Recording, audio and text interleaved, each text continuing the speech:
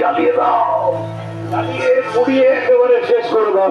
আজ আমি ভীষণ খুশি ডার্লিং, ভীষণ খুশি। বলো এই খুশির মুহূর্তে তুমি আমার কাছে কি উপহার চাও? বলো বলো বলো। তোমার হাতে এক চিলতে সিঁদুর।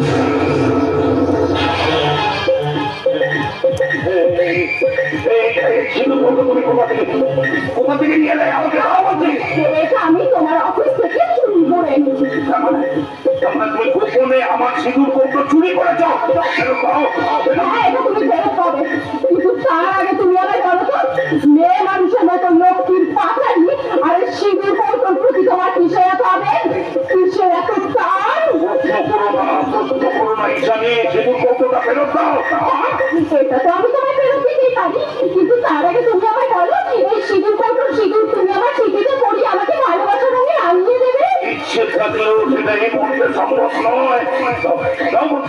না, না, আমি কিছু চাই না। তুমি এই সামান্য একটা জিনিসের জন্য তুমি তোমার প্রিয়ের গায়ে হাত তুললে।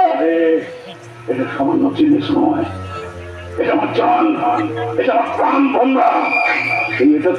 এটাতে কেউ হাত দিলে তাকে আমি গলা কাটি, আর পা বাড়ালে তাকে আমি কেওড়া তলায় পাঠাই, কেওড়া তলা।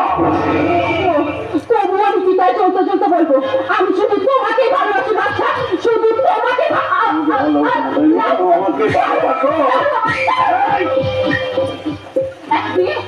একদিন আমি ঠিক খুঁজে বার করবোই তোমার ক্রাইম কেসের সাথে ওই লক্ষ্মীর পাচারি আর সিঁদুর কৌটো কি সম্পর্ক লুকিয়ে রয়েছে।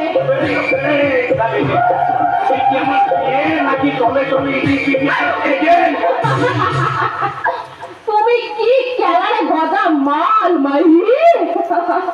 এই জন্যই বলে লোভের তাপ, তাপি প্রেম, প্রেমের লাশ, আর বাকিটা হলো ইতিহাস। চলি মিস্টার বাদশাহ।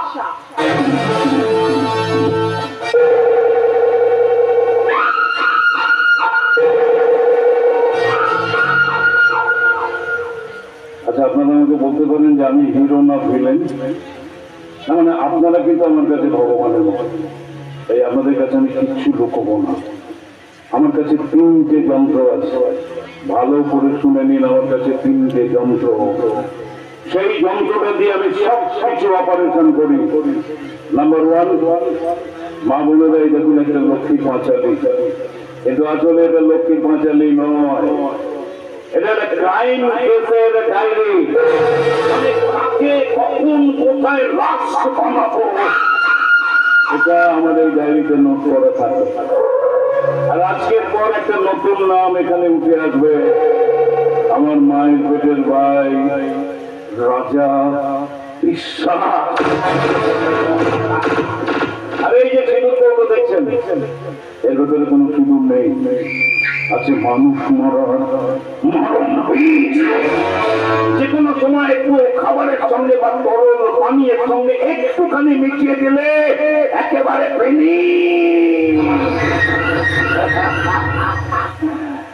নাম্বার 3, এই যে কাজল লতা, এটা বাচ্চাদের কাজল নেই, এর মধ্যে আছে বিষাক্ত কালকে উঠের বীজ।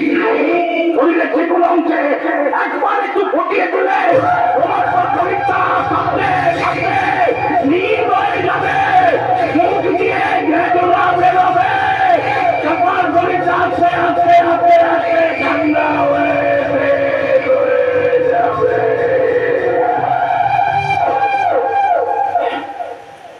কিন্তু তাহলে আমার বিয়ে ঈশানী ওর বড় বেশি কৌতূহল, ও জানে না তাহলে আমি এমন জিনিস একবার বললে একেবারে ফিনিশ। আরে ও তো কোন ছাড়, স্বয়ং ভগবানও আমাকে চেনে না। আমি তোকে হারে হারে চিনেছি বাদশাহ। তুমি জানার থেকে আমার সব কথা শুনেছো? বাচ্চা, আমি তোমাকে চিনতে পেরেছি বাচ্চা, তুমি খারাপ মানুষ না, তুমি আসলে ভালো মানুষ না।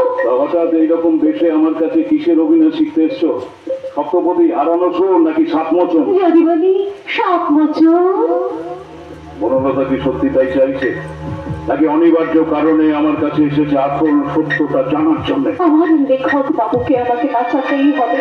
বাঁচানো, এখানে আসতে আমি বাধ্য হয়েছি। আরে কি ব্যাপার, তোমার হঠাৎ এখানে আগমনের কারণটা কি? আচ্ছা, আরে না, আমি তোমার সঙ্গে সত্যি কত ব্যবহার করেছি, আমি সত্যি ভুল করেছি বাচ্চা।